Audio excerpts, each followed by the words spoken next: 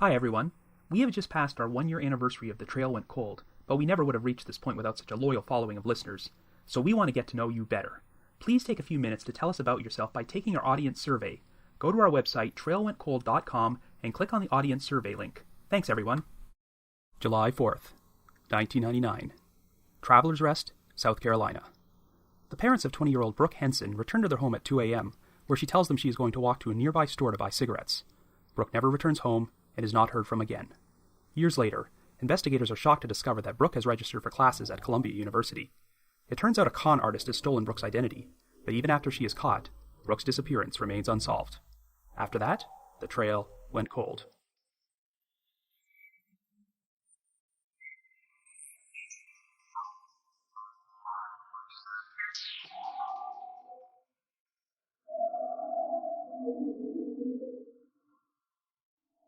Hello everyone, and welcome to the latest mini-sode of The Trail Went Cold. I'm your host Robin Warder, and today I will be covering the 1999 disappearance of a young woman named Brooke Henson.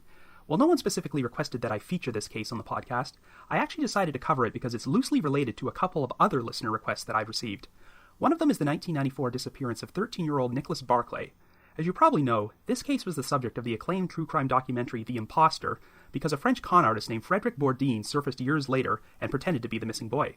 I've also received requests to cover the Lane Bryant shooting, which was the unsolved murder of 5 people at a Lane Bryant clothing store in Tinley Park, Illinois in 2008. Well, both of these cases have already been covered by other true crime podcasters I know, who have both done their own excellent episodes. Ali and Charlie from the Insight podcast recently did an episode on Nicholas Barclay, and Nina Instead from the Already Gone podcast has covered the Lane Bryant shooting, and I highly recommend you check both those episodes out because they are both terrific podcasts. So my alternative is to do a mini-sode on Brooke Henson, because, like Nicholas Barclay, she is another missing person who had her identity stolen by a con artist. And her case also has a very loose connection to the Lane Bryant shooting, which I'll get into in a little while. I previously featured this case in an article I wrote for listverse.com titled 10 Controversial Missing Persons Cases, which was originally published in August 2013. In fact, this is the third case from that particular list which I've covered on this podcast, and it probably won't be the last. But before we get started, just a quick reminder that The Trail Went Cold is a weekly podcast which alternates between our regular full-length episodes and 15 to 20-minute minisodes like this one. We deliver either a new full-length episode or a new minisode every Wednesday. We're currently available for download on several platforms, including iTunes, Stitcher, and Google Play Music, so if you like this podcast, be sure to subscribe to it. The Trail Went Cold also has its own PayPal account and a donate button on the website. If there's anyone out there who's feeling generous and wants to make a donation, we would greatly appreciate it, and we'll be sure to give you a shout out on a future episode. We also received a new donation this week from a listener named Timothy, so thank you very much, Timothy. Like I said earlier, The Trail Went Cold just passed an important milestone by reaching our 1-year anniversary. We had ourselves a very successful first year, but we are always looking for ways to improve our show. The podcast never would have gone as far as it has without such a devoted following of listeners, so the best way to improve is to learn more about you. And what better way to do so than by asking you folks to complete our audience survey? It helps us learn more about you and what you like most about the show. You can find the audience survey link at our website, trailwentcold.com. The survey only takes 5 minutes to fill out, and you can skip any questions you don't want to answer. Please take a couple minutes to help us out, so that our second year of The Trail Went Cold will be even better than our first. Once again, go to trailwentcold.com and click on the audience survey link. Thanks everyone. So with all that out of the way, let us now delve into the unsolved disappearance of Brooke Henson.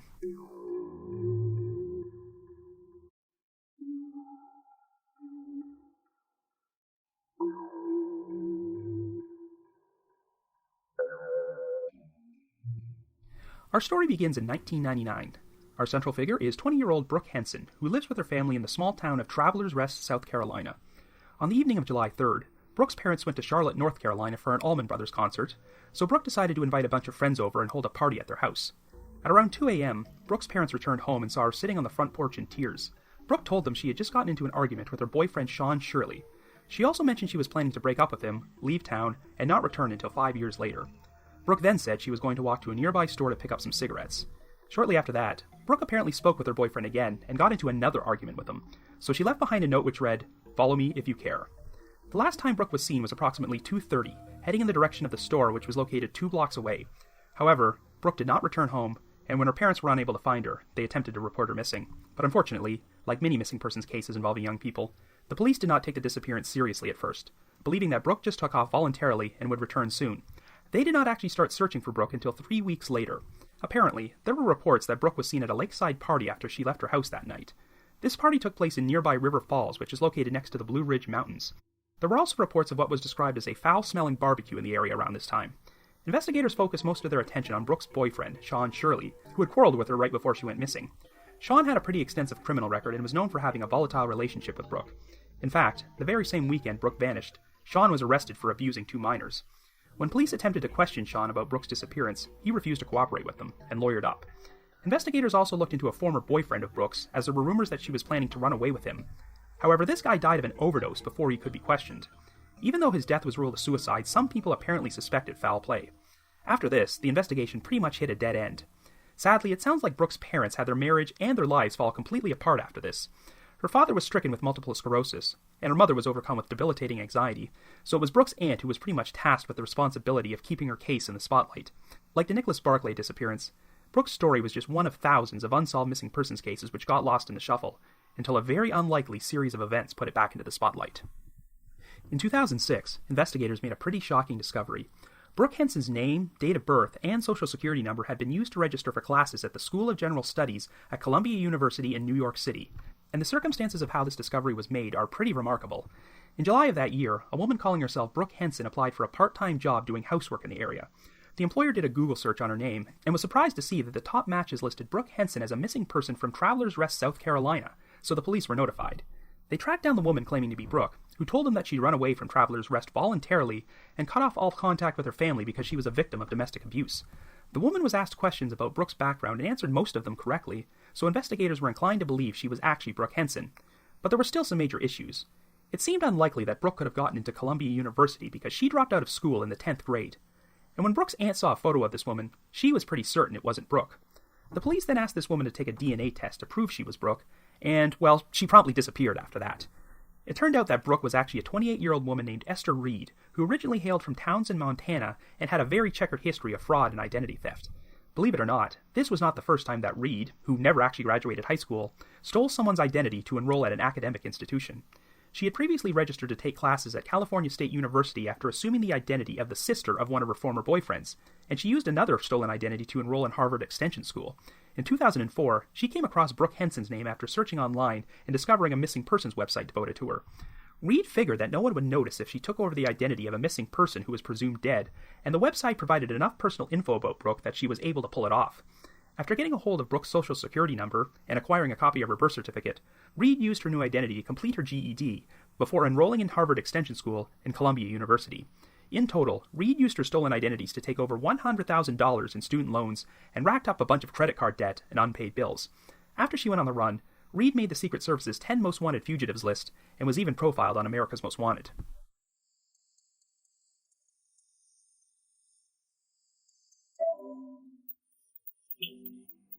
Anyway, now I'm going to tell you how this story ties into the Lane Bryant shooting.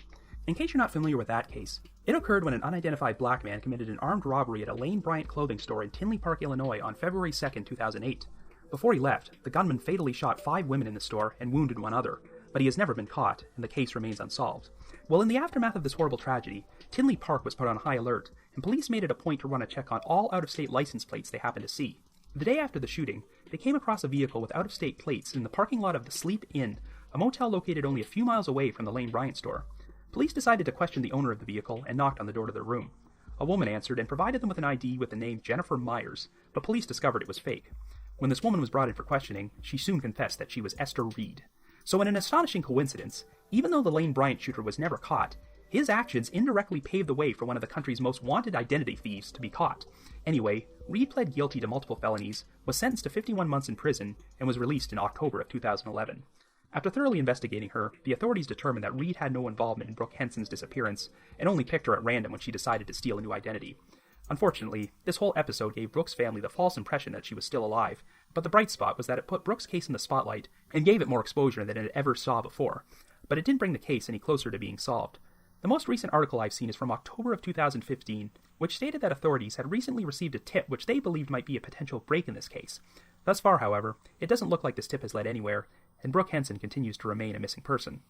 So I guess you could say, the trail went cold. Okay, now that I've shared Esther Reed's crazy story with you, I think we can bring her chapter to a close. 48 Hours did an entire episode about her, so if you want to learn more about Reed, I suggest you check it out. Unfortunately, even though this situation brought Brooke Henson's case some extra media attention, the 48 Hours episodes focused the majority of their attention on Reed. So I would prefer the rest of this podcast focus more on the victim, rather than some sociopathic con artist. We know that Reed herself didn't cause Brooke's disappearance, so who did? Unfortunately, it's easy to see why Brooke's disappearance didn't get the attention it deserved at first. Like I mentioned earlier, Brooke was a high school dropout, and while I'm not sure if she was a troublemaker or a criminal, her boyfriend was a criminal, and she apparently had a number of people in her life who were involved in criminal activity. It sounds like Brooke's parents had a reputation for being pretty laid back, as they often let people crash at their house and held parties there. So the police probably didn't hold a high opinion of the family, and figured that Brooke was just acting up and would return eventually.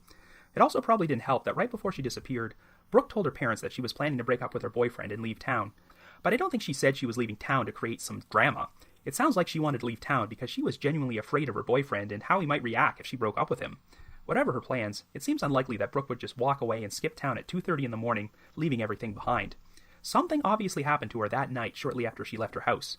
In recent years, investigators have changed their tune and now believe Brooke was murdered. They've said they have a suspect in her disappearance, but lack the evidence to charge him, so he's never been publicly named. Well, the only potential suspect we know of is Brooke's boyfriend, Sean Shirley. At the time, he was 30 years old, 10 years older than Brooke, and had a reputation in town for being a bad boy. Like I mentioned earlier, Sean had an extensive criminal record involving drugs and assault, and actually one of the offenses he has listed on his rap sheet is lynching, which is pretty disturbing. This totally sounds like the type of guy who would react badly if his girlfriend broke up with him, and the fact that Sean and Brooke had been fighting right before she vanished is pretty unnerving. However, before we completely implicate Sean, we would have to know some more details, such as his alibi after Brooke left the house that night. We do know that Brooke walked away after leaving a note for Sean that read, "Follow me if you care," so it seems like he was still at the house after Brooke's parents got home. I read that Sean had a tendency to show up there and sleep over whenever he felt like it. Brooke's parents might have gone to bed after arriving home that night, and can't account for Sean's whereabouts, but my big question is whether anyone else was at the house at that time. Brooke held a party there that night, but I'm not sure if the party was over at 2:30, and if everyone else had gone home by then. It would be helpful if other witnesses could confirm that Sean found Brooke's note and decided to leave the house to follow her. I've read that not only did Sean refuse to cooperate with the investigation into Brooke's disappearance, but his friends were uncooperative as well. But were these same friends at Brooke's house on the night she disappeared? I'm curious about the alleged sightings of Brooke at the lakeside party in River Falls, and have no idea if she was officially confirmed to be there or not. But if those sightings are accurate, then maybe Brooke was never actually planning to go buy cigarettes, and just told her parents that to cover up the fact that she was going to another party. River Falls is a heavily wooded region where there would be numerous places to dispose of a dead body. Those reports about a foul-smelling barbecue seem to hint at the possibility that Brooke's body was burned, but it was 3 weeks before police even attempted to perform a search for her, and by that time, there had been enough rainfall to wash away potential evidence. Now, I should mention that just because Sean Shirley refused to cooperate with the police does not automatically mean he was responsible for what happened to Brooke. The guy was already heavily involved in criminal activity, so he might have had his own reasons for not speaking to the police, which had nothing to do with Brooke. But if Sean was the unnamed suspect that the police have referred to, I wouldn't be the least bit surprised. Sean had heated arguments with Brooke before she went missing. She was talking about leaving him, and she seemed genuinely frightened of him. But without any hard evidence, we can't point the finger at Sean with 100% certainty. Unfortunately, what does seem certain is that Brooke was murdered shortly after walking away from her home, and I'd wager that her remains are probably buried in a nearby wooded area somewhere, and have just never been found. It's too bad the investigation was led on such a wild goose chase when Esther Reed stole Brooke's identity, but since that matter is now closed, hopefully closure can now be achieved in Brooke's story as well. So if you have any information about the unsolved disappearance of Brooke Henson, please contact the appropriate authorities. And also, if you happen to have any information about the unsolved shooting from the Lane Bryant store in Tinley Park, Illinois on February 2nd, 2008, please contact the authorities about that as well, as there's still an unidentified man out there who has gotten away with 5 murders. But if you just have your own theory about either of these cases, feel free to leave me a comment or send me an email at robin.warder@icloud.com. That's robin.warder@icloud.com. I want to thank all my loyal listeners and supporters out there, especially those from the Unsolved Mysteries message board at the Sitcoms Online forum and the Unresolved Mysteries subreddit. I'd also like to give one more recommendation to the 2 other true crime podcasts I mentioned in my intro, Insight and Already Gone. And I want to throw in another plug for the Facebook group Podcasts We Listen To, which is a great place for fans to discuss their favorite podcasts, and a lot of podcast hosts are members, including myself, Allie and Charlie from Insight, Nina from Already Gone, and many others. So if you're a podcast fan or host, be sure to join Podcasts We Listen To on Facebook. I need to provide a big thanks to Miguel Foote, who edits and assembles this podcast together for me, and Vince Nitro, who composes the eerie music you hear on every episode. If you haven't already, you can like us on Facebook, follow us on Twitter, or leave us a rating or a review on iTunes, Stitcher, or Google Play Music. And like I mentioned earlier, we have a donate button on our website, so if you're feeling generous and want to express your appreciation for all the hard work we put into this podcast, we'd be extremely grateful. So have yourself a good week, and join me next Wednesday for a brand new episode of The Trail Went Cold.